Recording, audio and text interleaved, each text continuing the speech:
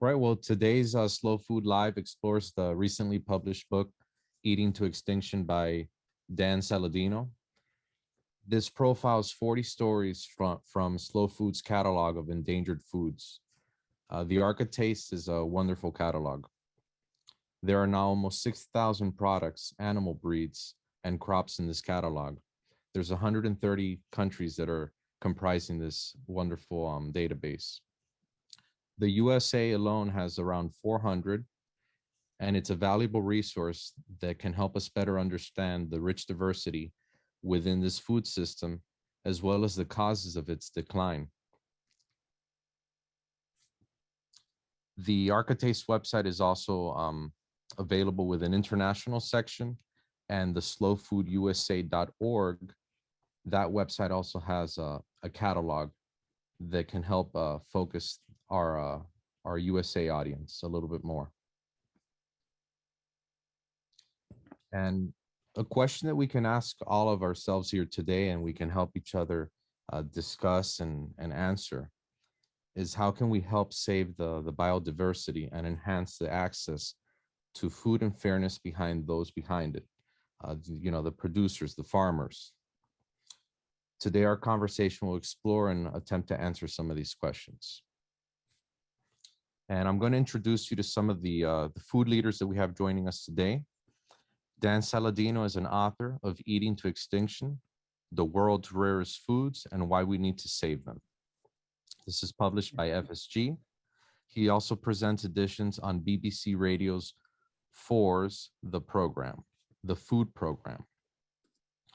Dr. Jessica B. Harris is the author of 12 critically acclaimed books about foods and foodways of the African diaspora, including High on the Hog, A Culinary Journey from Africa to America, which formed the basis of a recent hit on Netflix.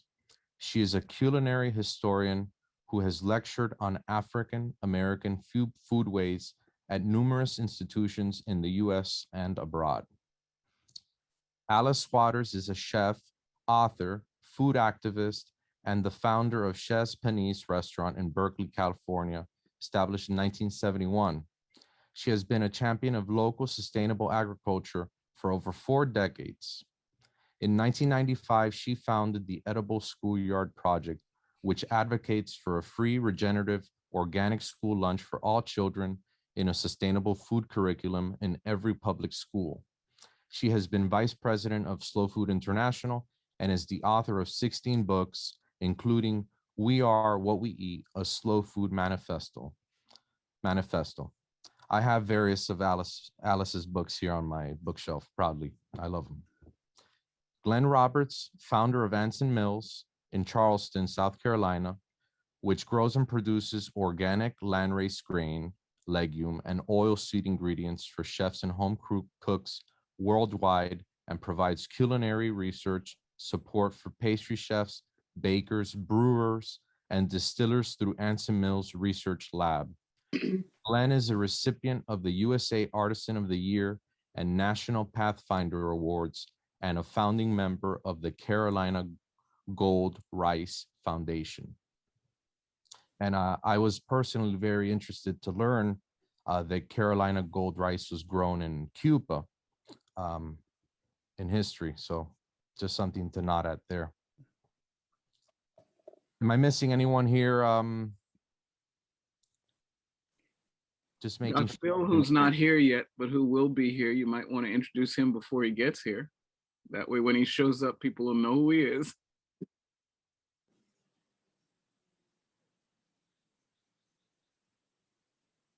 This is Dr. Bill.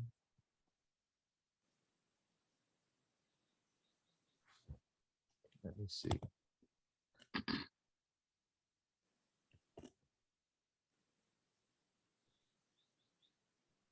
Dr. William Thomas, right? He'll be with us shortly.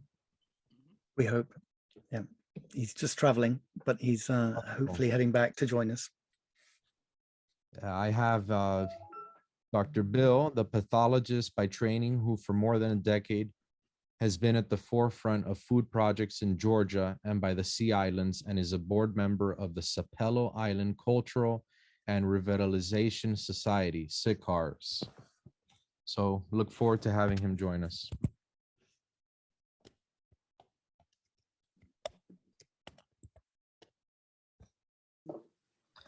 In the meantime, participants and hopefully members from chapters of Slow Food USA all around the country, any international organizations joining us, please share any of your favorite ARC items so that as I get to engage with the chat, I can find out more about any of the tropical items of interest to myself, since I'm here in a very unique area of our country, just north of the Florida Keys. Now we are successfully growing Artocarpus altilis, the breadfruit. It's surviving the winters, so we're definitely getting away with a lot more than what was achieved in the past 50 years. So I have a lot of interest in the international ARC.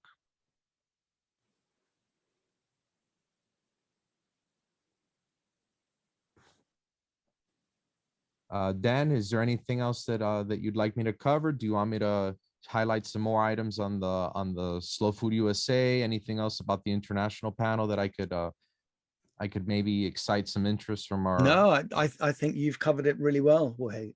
And I just think we would love to have some questions towards the end of our hour from the people who are out there watching and listening.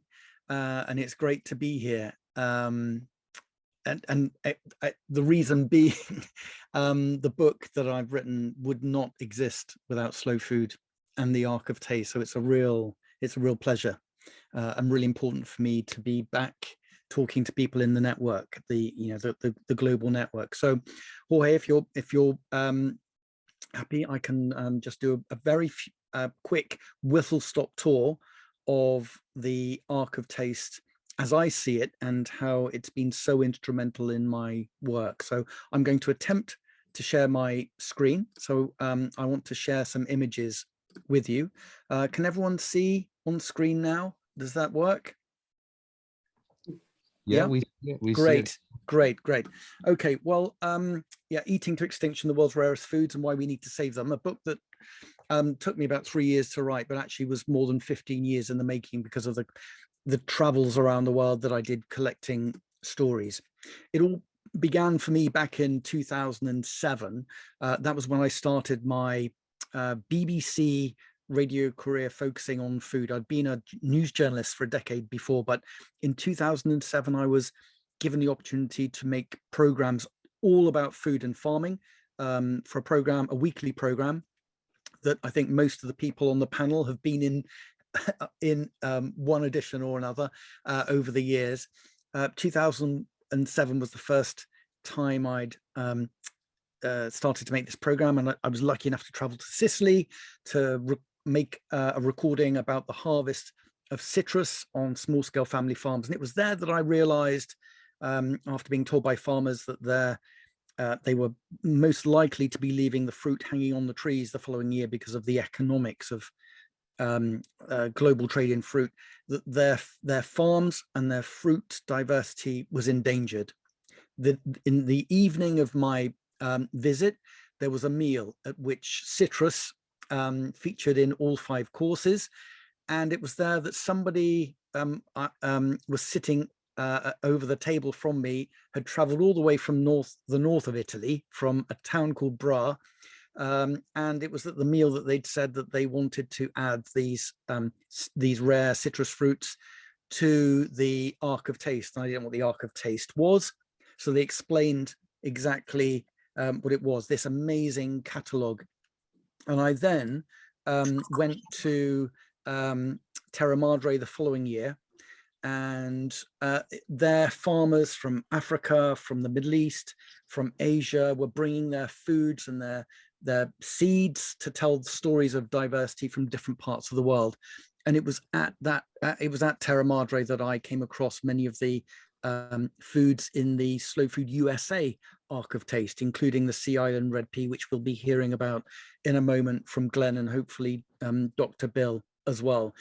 But for people who have joined the conversation, in case you're not aware of the scale of this project, which was started by Slow Food in the 1990s, it now consists of almost actually 6,000 products from 130 countries that people have placed on this catalogue so that the story can be told of this disappearing food diversity. And I discovered these amazing stories that, as a food journalist, were a gift, because they told me stories of history and culture and flavor and you know, local economies. But also in writing the book, I realized, by putting the piece of the jigsaw together, that diversity was becoming increasingly important in the conversation about where the food system needed to go. And we are now familiar with stories of monocultures of the commodity banana, the Cavendish, the impact of fungal diseases having on that global crop, but the fact that there are more than 1,500 different types of banana that are still out there. So again, it's now, for me, gone way beyond just the wonders of the diversity in the Ark of Taste to really understanding how important diversity is for our farming future.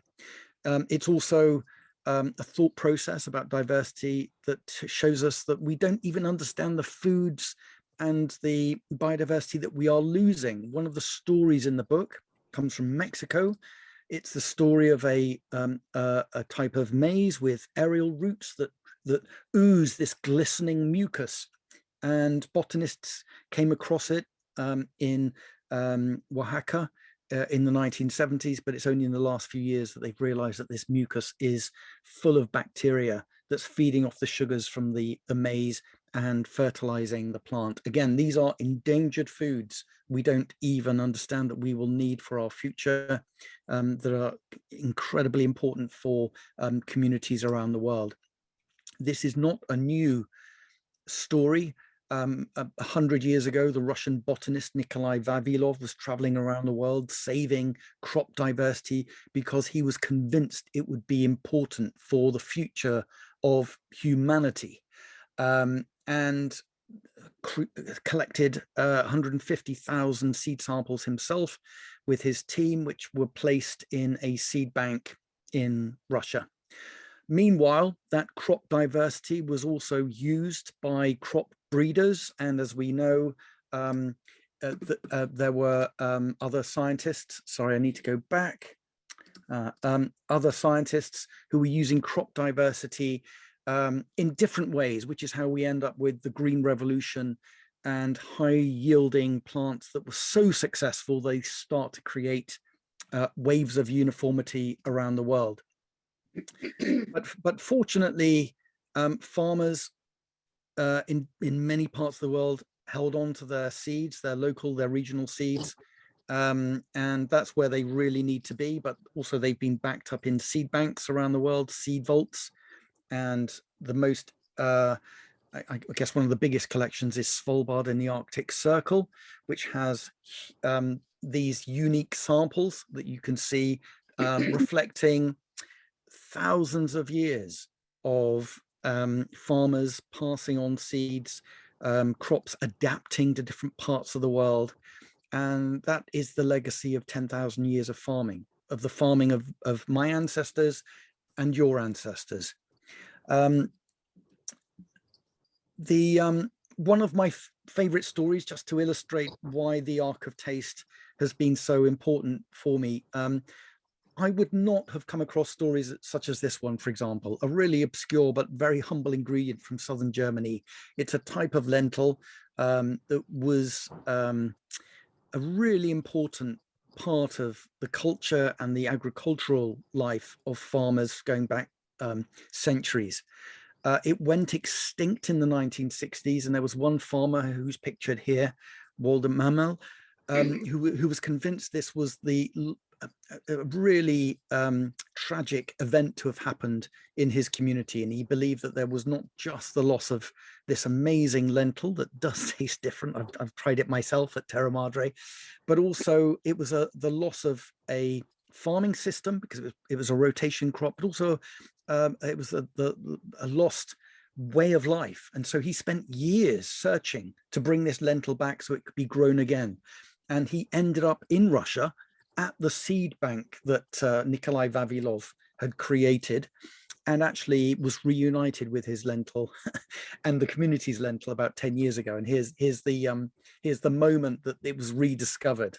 And again, such a powerful moment of saving this food diversity. That inspired 200 farmers in his community to start growing the lentil again. His story inspired farmers in Sweden to look at what had been grown in their part of the world, and businesses now exist bringing back legumes, beans, peas in Sweden. That Swedish story in turn inspired farmers in Britain to start researching what had been lost here. And that actually turns out to have been fava beans that were grown 3,000 years ago in Britain, and they've been brought back by farmers and they're now being sold. Again, creating a new source of food for people and a livelihood for a group of young farmers. Diversity is also becoming an exciting subject for so many people who have never heard of the Ark of Taste because of the unfolding research into the gut microbiome.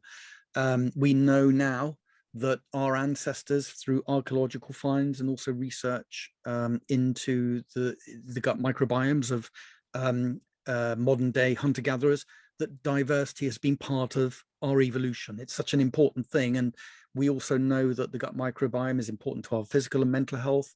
The more diverse our gut microbiome, the more beneficial that is for us. And the more diverse our diets, the more beneficial that is for the gut microbiome. So diversity matters on so many levels. And wherever you go in the world, what you find is a network of people who are out there who, through the Ark of Taste, through the work of Slow Food, are connected, which was how it became possible for me to travel to Japan and Okinawa and many other countries in search of the world's most endangered foods. And on this table at the back, you can see this preserved fish with rice stalks threading through its body. It's like a work of art, and there's only one person left in Japan with the skills to make this preserved fish, which can make a dish of vegetables completely delicious. And Okinawa and my travels through the Ark of Taste was also an experience that allowed me to spend some time with Alice in Okinawa, and Alice with some tofu that was being made, because on Okinawa they were trying to bring back a rare lost form of soy, as with the German lentil case as well. So again, a young generation of people on the island who are trying to reclaim their lost food, their endangered foods. And so, just to conclude, for me, we need to learn to recognize that diversity still exists, that it does survive in all parts of the world, but we can only help to save it if we know it's there. And I believe, and this is why I wrote my book, the Ark of Taste is the perfect platform, a really powerful way by which we can help to tell that story. So let me just stop sharing my screen. And what have I done that or not? You've done it. I've done that. Great. Okay. And if I can just now move the conversation and hand over to Alice, because I've also met Alice in Italy, in Bra, and also at Terra Madre. And Alice has spent many years working closely with Carlo Petrini. And I'm just wondering, from those experiences, Alice, what you've taken to be the importance of the Ark of Taste, and how have you seen it in action? Well, when I first met Carlo Petrini, it was at a little gathering in San Francisco about 25 years ago. And he was in great form and at his height of oration.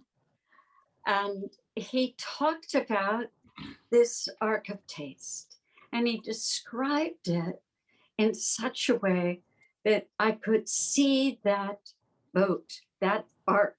I could see the pathway going up. I could see what people were carrying in to the boat to save it. And I just thought, what an extraordinary metaphor for what is happening right now on the planet. And I think of all of the metaphors of Carla Petrini, that one is the most powerful for me.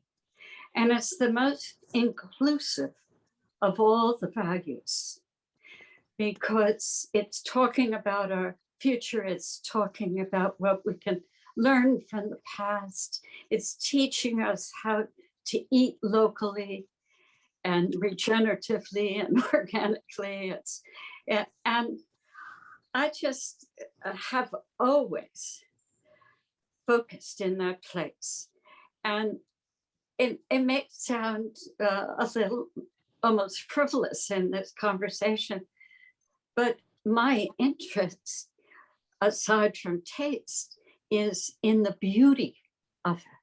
I am just completely fascinated that we have 10 colors of carrots right now. We could have carrot salad that look different every day. And it's that it just grabs me and makes me want to be part of this bigger project. Mm. We all, yeah. And I think that there is huge potential in many parts of the world to really embrace the Ark of Taste. I mean, talking from the UK, I think there's a lot more that we can do using the Ark of Taste as a platform to talk about what we've lost and what we can reclaim and rebuild as well. And I'm just wondering, what are the, is there an example that you came across of the way in which the Ark of Taste can make a difference? Or is it simply just the opportunity to tell a story? It's both.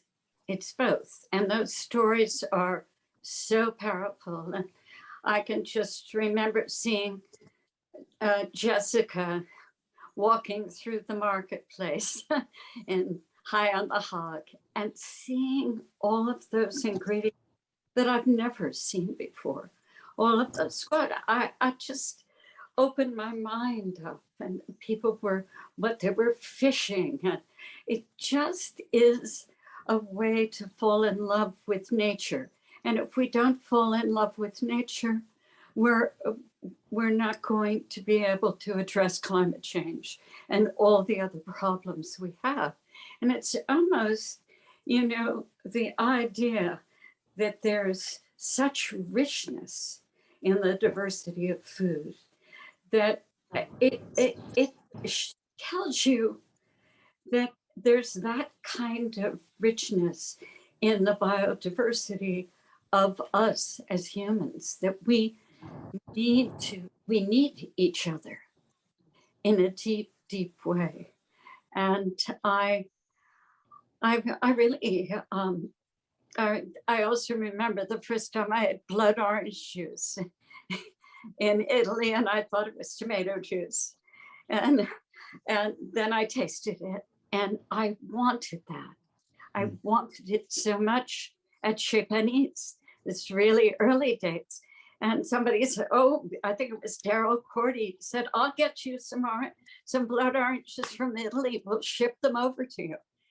But just our talking about them and making a sherbet out of blood oranges got us to connect it with the people that have the trees in California. And then that crop just flourished. And now it's everywhere, and they're all from California, but who knew? Wonderful, wonderful. Now, Jessica, you are coming at this from a different point of view. I don't think that you have been to Terra Madre, for example, but it's a wonderful event, and I encourage you to go one year. But I've mentioned, and Alice has mentioned, the importance of the Ark of Taste and this mission to save endangered foods from a farming point of view, and also these beautiful stories, beautiful foods. we need diversity for the future, but why is it important that these stories survive? And why do we need something like the Ark of Taste, which can communicate these different cultures, these histories? Well, food tells stories. I mean, I think we know that. I'm going to start by telling a story that's connected not to the food you expect me to talk about, of course, but to something that Jorge mentioned earlier, which is breadfruit. And breadfruit is a plant that has an extraordinary story. Breadfruit is native to the Southern Pacific. And in the 18th century, there were great debates looming. Of course, there was enslavement in the Western Hemisphere, and the big question was, what do you feed the enslaved people? What do you feed them that is inexpensive? What do you feed them that is, relatively nutritious enough to keep them going? And, how do you do this? So someone came up with the idea of breadfruit. Needless to say, it is not from the Caribbean. But they knew that it grew in the South Pacific. So an expedition was manned, and unfortunately manned, not womaned, because it might have ended differently had it been womaned, but it was manned and sent to the South Pacific to bring back breadfruit to the Caribbean. The expedition was somewhat successful, although it wasn't really successful, because what happened was, once it got into the South Pacific, they got the breadfruit saplings, they got them aboard ship, and the saplings were being fed water. Well, the ship fell into an area where it needed to have the water, and the sailors were annoyed that the water that they thought was rightfully theirs, and it might have had to be, was being given to the plants. So they mutinied. The ship was the HMS Bounty, and the mutiny on the Bounty is all about breadfruit. Okay. The mutiny was successful, as we know the story, we've perhaps seen the film, but eventually the breadfruit did get to the Caribbean. A spur of it grows, of the original plant grows on St. Vincent. There is another spur in Kew Gardens in London. And with the great irony of human activity, it took another 100 years before it was adopted into the diet of the Caribbean. The folks that it was brought for didn't eat it. And by the time that it was adopted, were on their way to being fully emancipated. So food tells stories. You kind of need to know the stories of food. Now, one of the things that we're going to talk about now is an extraordinary food from an extraordinary place.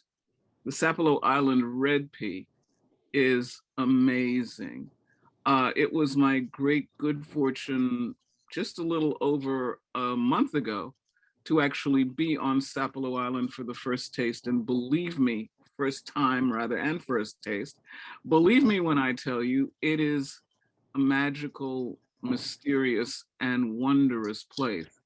And it is a place that is so connected to the history of African Americans and enslavement, to the history of African Americans and the United States, to the deep history of Africa in America and Africa's culinary heritage in America, that it is an extraordinary thing.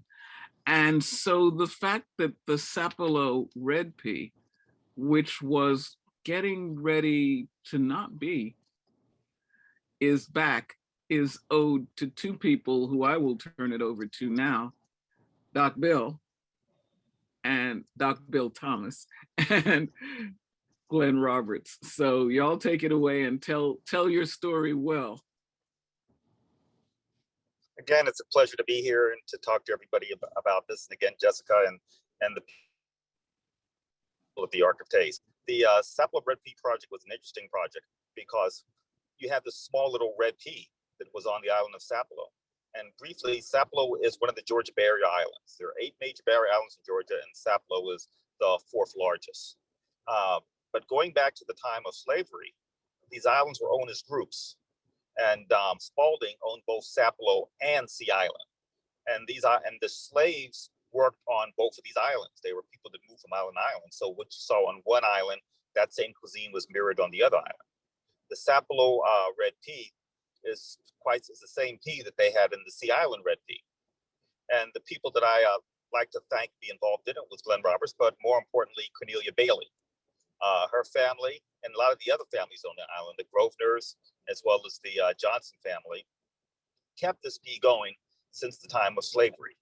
And the pea is a small pea which people garden in their yards. Since this island is isolated, it's 12 miles off the Georgia coast, you didn't have problems for a while with contamination with it. And what they would do, they would pick the pea, dry the peas out, and then they would place them in sacks or jars, and they would eat the peas throughout the winter once they were dried out. They used the peas two ways. They were either one cooked with rice, and that was the rice pea, or they had peas and rice, in which the rice was cooked separately, and the peas were boiled in a pork product such as ham hock, and they would use a little salt, and they would also use wild garlic, and then this was served poured on top of the peas. As you know, peas and rice gives you all the protein nutrition that you need. Cornelia is no longer with us, but she worked with this project, wanted to see this project off. The project was called the Red Pea Project, and it was started by myself, Glenn Roberts, and Linton Hopkins, a chef down in Atlanta. And we actually came up with Linton Hopkins came up with the name in his restaurant one day. We were talking about it. What he did, and this is a nice little model, he came down to Sapelo, him, Glenn Roberts, and David Shields, and we had a nice conversation at Cornelia over a table and decided, how could we do this? The problem was growing the pea, getting a price, so if someone was to grow it on the island or in the surrounding areas, they could have a price that was workable. As it stood then, a few years ago, the price of the pea was about $50 to $1 a pound. Linton Hopkins came in and said, why don't we put a base price in and let's do $9 a pound, so the farmers can get something of it. By the time the middlemen don't chew up most of it, and I'll buy whatever you get, and we'll set it up so it can go directly to the restaurants and markets, and you can get a good price if you want to grow it, at least to help with keeping the pea going. So that sort of has been the model that we're doing. The pea is still grown on Sapelo. We also grow it on the mainland side at our farm, Georgia Coastal Gourmet Farms. The stage now is we're not going to grow any peas to sell this year. We're actually going to try to get the number of peas up to get our seed stock back up. And that's our plan this year. They'll grow a little bit on Sapelo, and they'll sell that to some of the locals and a few of the restaurants, particularly the Gray. But that's the model we've been using. It's a great pea. It's very nutritious. And also the person off the island named Jerome Dixon, who was my partner at the farm, was very instrumental in providing the space and helping keep the pea project going. Right now, it's getting the number of peas up and then getting a more mechanized way of harvesting the pea. So the peas can be harvested in a more efficient fashion as opposed to being done by hand, which is still done by hand on the island. And Glenn, do you want to pick up there? Sure. I think that it's, by the way, if you can see, those are Sea Island red peas behind me. Over what you're looking at is my left shoulder, I guess. I think to take off on Jessica's, yours, and certainly Alice's and Doc Bill's ideas, the question I always walk into a field when I've never seen certain food before is why. And I'll start with saying that my best buddy in the whole world, Dr. Ann McClung, who's one of the best rice geneticists that's ever lived, started working on climate change in 1983. And she said she was late. Why would we be interested in Sapelo peas, besides the fact that Cornelia Bailey is a genius and a wonderful poet and writer? And who knew? But those peas are salt tolerant. And guess what the threats are with climate change? Coastal flooding. Guess what floods? Salt. If you're growing rice, you got to have something to trap the salt off the soil if you flood.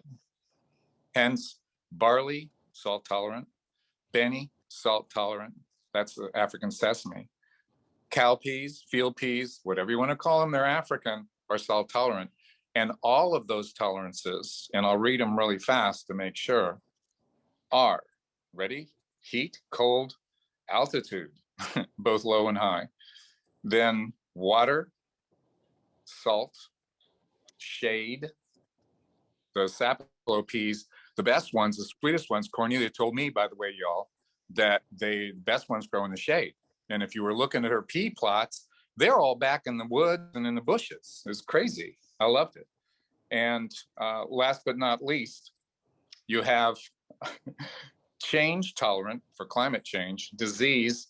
And the last one's most interesting is its tolerance and its acceptance for wild yeast and wild bacteria, which are the largest populations on this planet that we don't think much about. Having said all that, I did not say drought.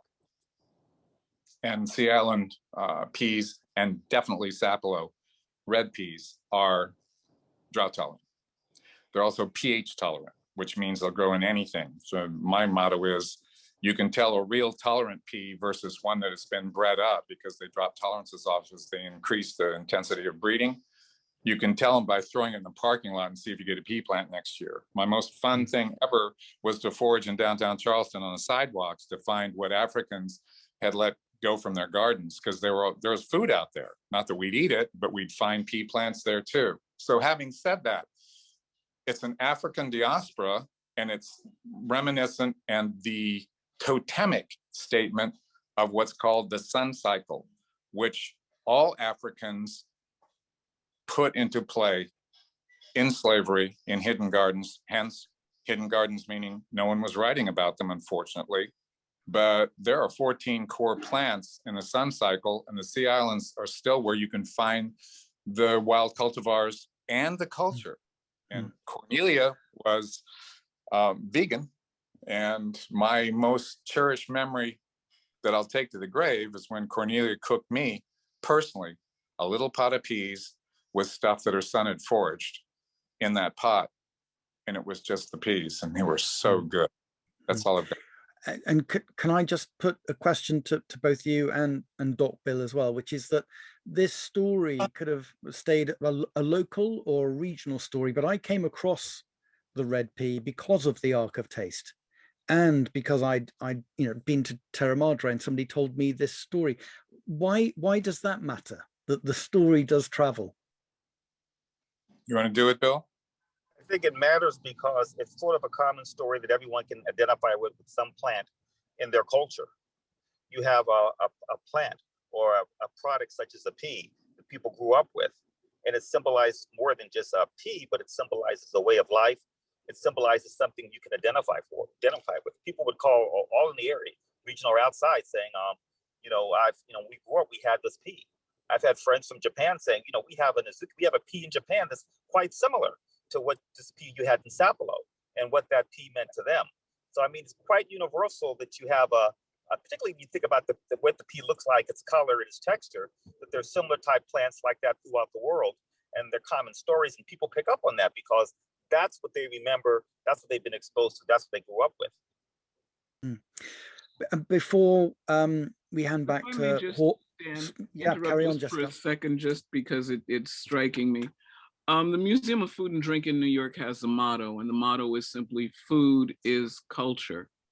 And I think that's what we're really talking about. We're talking about how food represents, how food becomes the repository, if you will, of our cultures, or how it really is the living on the table embodiment of our various cultures, which is why these plants are so important, which is why we want to have them with us, because they are us.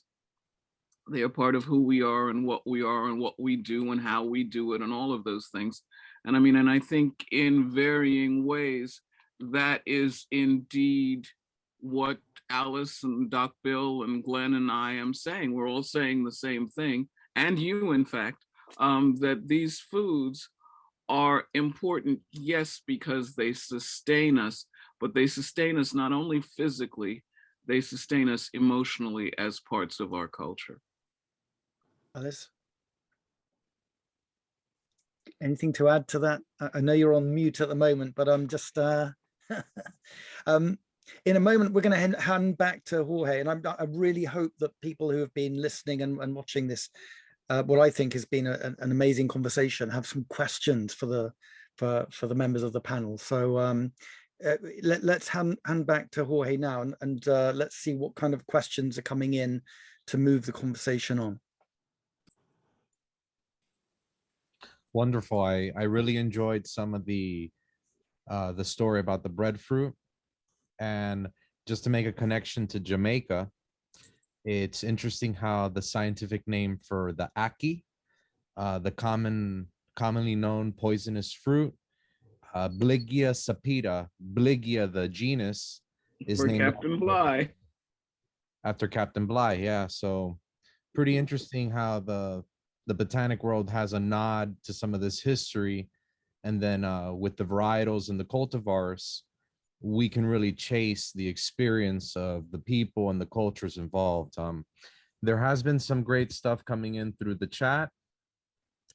If we just jump right into it, I think the best question we could start off with is, how do we identify at-risk foods in our geographic area?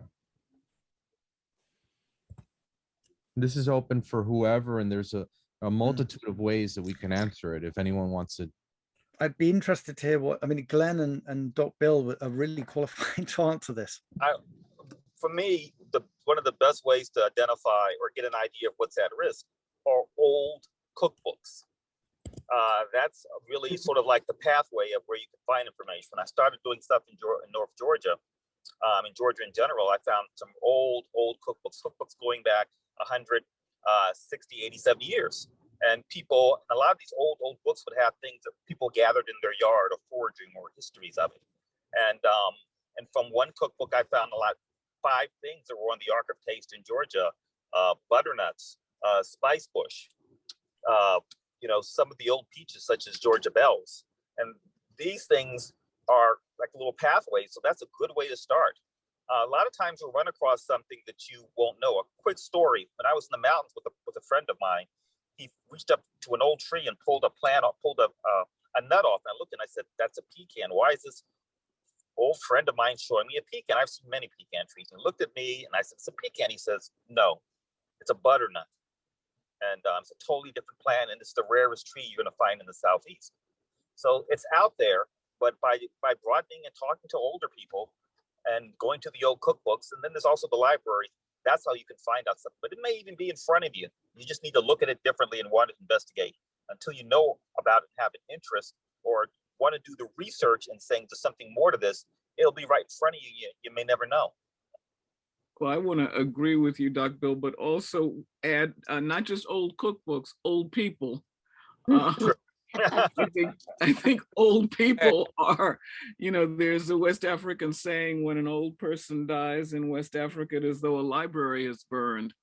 We don't talk necessarily to our elders nearly as much as we could, should, or ought to.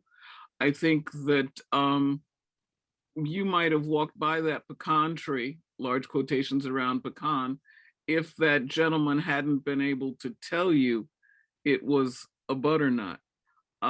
Sometimes the personal in the shape of that elder who may or may not have had an experience of it is the beautiful counterpoint to the library research and stuff, because it comes with practical knowledge that may come from raising it, from using it, from tasting it, and so on and so forth. So I would add, as you did as well, old people to the old cookbooks. That's true.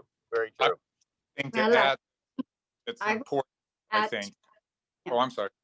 No, I was just going to say that I loved reading the book written by the Indian woman that wrote Braided Sweetgrass. It opened up this whole world of the prairie. What are you eating? What did your ancestors eat up in, way up in the upper Michigan and down into the prairie land? And I was astonished that there were pecans. And I don't know, it made me know that wherever we live, there's something amazing that can be grown that's edible. And we need to discover that. It's just kind of, for me, kind of a gold mine of taste and beauty. So I'm just throwing that in, but it's our ancestors who were here before us. And I agree. And also the ancestors before them, like Yes. Georgia, before you had the Europeans, and Europeans bringing the Africans, you had the Native Americans. That's a great source. And when you cross cultures, you just have to be very open, and you have to be very understanding. And they have, most of their stuff is passed down orally. It's not written in books. I have one thing to add about maritime. So many things we take for granted. One of the great sources, a very good friend of mine was at NOAA for almost 35 years, working for our government, and he pulled 9,000 plus charts out of their archives that go all the way back into the late 1600s. And they used to annotate the maritime charts they were drawing of our estuarial waters and the coastal areas, including all the sea islands and going north and south on the Atlantic coast of our country. And there are so many drawings of both slave gardens, both in plan and elevation, on the side notes annotated on those charts. Lots of them. We've identified at least a dozen plants that we didn't even know existed. And the second way this is done is through the National Archives, going backwards. A guy named Justin Cherry, who's a baker who's really into old foods, actually went to the Meriwether Post Archive and went backwards and found 7 barleys we didn't even know we had on the Atlantic coast at any time. And we're still for 3 of them. So just so you heard.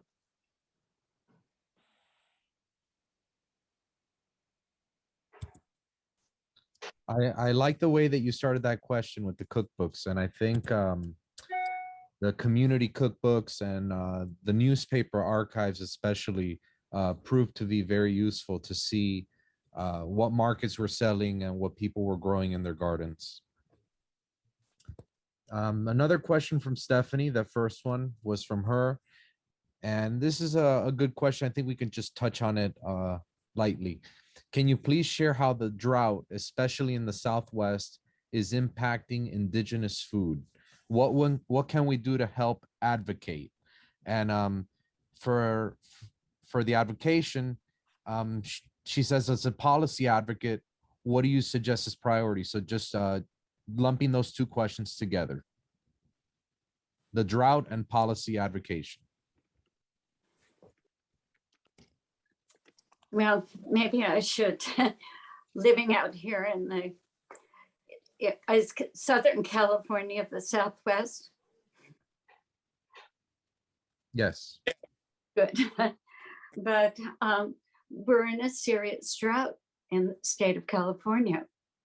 And to think that there's so many almond trees planted out in the Central Valley that are just sucking in the water.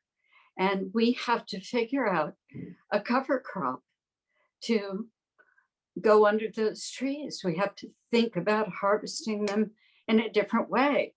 And my thought is that we could use the economic buying power of the public school system to support the people who are doing the right thing, who are growing food that's not only diverse and nutritious for us, but the people who are really farming in a regenerative way.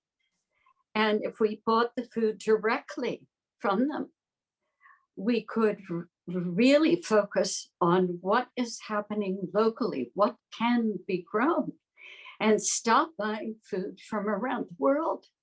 I mean, it's only been 60, 70 years that we've completely changed the way that we eat.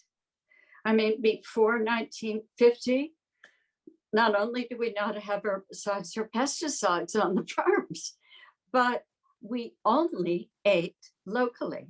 And I can speak this way because I'm from New Jersey. and I grew up there. And my parents had a victory garden, but we didn't have any tomatoes or corn or summer crop. We ate differently in the winter, the fall, and the spring. And we have to go back to that. And it's not just for issues of climate and nutrition, but it's about ripeness of food. The best tasting food is the ones that you pick seasonally. So I'm thinking that in my mind, but the buying power of the public school system, and I'm focused on the buying power of the University of California, could help to educate us all from kindergarten about what is really growing right where we live, what has been eaten in the past, and what could be great for the future. Great practical approach with the cover crop. I think that's essential even for the home garden. We lose a lot of space, not just about adding color, but just a perennial peanut or something else can definitely help with the radiation of the sun. Good question here, something that's really gonna take up our time, but I think we should get some concise answers here with respect to the international arc. Sarah, she said she loves the conversation and as someone who has worked on the Ark of Taste in Egypt for many years, she has been thinking about cultural appropriation. Her question are, what are ways we can ensure these seeds and foods continue to exist and be known, but not be appropriated? This is a good question. Well, I mean, I think that there are a variety of things with cultural appropriation. First and foremost, let's not confuse sharing and appropriation. Food is about sharing. The appropriation question is about respect. And respect is about things like paying people appropriately, honoring and acknowledging the source of things, paying attention to the people who grow, process, and develop things, and making sure that they are all appropriately credited, but also appropriately remunerated, so that they are, not being given lip service, so that they are being really made participants in what's going on. I always, every time somebody says appropriation, I say Aretha, and they say appropriation and I say Aretha, and they say appropriation and I say Aretha, because RESPECT is the thing that takes care of most of the problems with appropriation. Thank you, Jessica. I think that's a very great way of putting it, the way Jessica did it, respect. Because even if you go into some of these cultures in which there are very few people left, and the older people you talk to, it's that respect element. They just want their history and their stuff told. And sometimes it may not have enough even in their own society, and the young people in their own society may be interested enough for them to pass on a lot of their knowledge. And sometimes they'll pass on to you as long as you have that respect for them, and what they're giving you is really a gift. We did a collaborative program, the U.S. government, on glaberrima seed, which is African rice, where when it was free, but I learned a lot during the process, because even though it was free and we were giving it away and the U.S. government was giving it away, we had to go all the way back to Mali, Togo, et cetera, to verify who was getting credit for this, what the stories were, and the U.S. government then promised that they would distribute the stories. And I think that, if anything, the Ark of Taste has been a hallmark of leading all of us in that direction for a long time. That's where I learned about it. So thanks. Wonderful. And Should I add something about just one ARC item? I just wanted to mention the Huamoa banana, just out of the blue. It crossed my mind. In Cuba, we call it the Hawaiiano. So I think there's a nod to the respect of that culture wherever it went. That it means a little bit more when you actually give it the name that it deserves, the name that it's earned. So I think the integrity of any collection is not just in the name, but the story it brings. And maybe we can round off with the final question from Dan Saladino. What one thing can we all do to engage in the Ark of Taste and help save food diversity? Well, I think it touches on what everyone on this panel has mentioned, really, that the Ark of Taste is an opportunity for us to think about what does belong to the in the ecosystems, in the cultures around us. I think it is an invitation for us to think about where we are in the world, the history that has taken people through millennia, and also, I guess, helped people survive. So I think there's these amazing stories of adaptation and survival. Really, that's what I found in the Ark of Taste. That's why it's so important for me as well. So I think I think that's what we should all be doing, is really engaging and becoming curious people, and to learn the history of where we are in the world, and to as Doc and Bill and Glenn were saying, people and books and all these resources that exist to show us what was, that can be part of our future as well. So I think, we all have a responsibility to try and add stories to the Ark of Taste. Well, you said stories, so I've talked about Aretha. Now I'm going to talk about Stevie Wonder.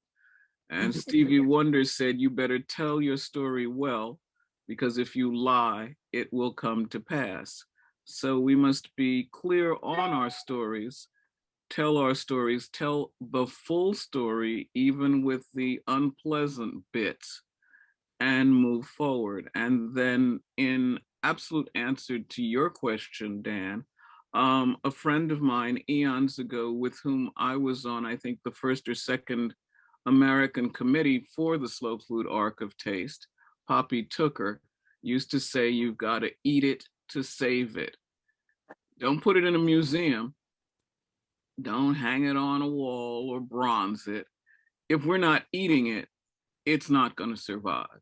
So you've got to eat it to save it. Use the foods. Don't just put them on an ark and set it off to sea. Use them. I totally agree. And that's what we've been doing at the Edible Schoolyard in Berkeley for 26 years now. And I know when they grow it and they cook it, they all eat it, and it doesn't matter what it is. But that is how they become curious about other cultures. They may be having a history class in the kitchen, and they're learning about the food of the Middle East, and they're actually making it, and they're eating the hummus or the kale, whatever it is, the pita bread, and they never forget it. It's coming through all their senses. They remember the stories. And that is an incredibly effective way for the Ark of Taste to spread around the whole country, around the world, is public education. We need. Yeah, and if I could just add to that, Alice, because that's a brilliant idea, that there's a European example as well that touches on something you mentioned earlier, which is about what we call public procurement, the way big public institutions buy their food. So in Copenhagen, they created these contracts by which they rewarded farmers, not just because of how cheap the apples were or how big, or it was also about diversity. They rewarded the farmers by saying how many different varieties you supply into the schools. And just to amplify that idea of that we need to eat it to save it, but so we can do that at a community level as well. And even public institutions at a city level can actually help to save this diversity.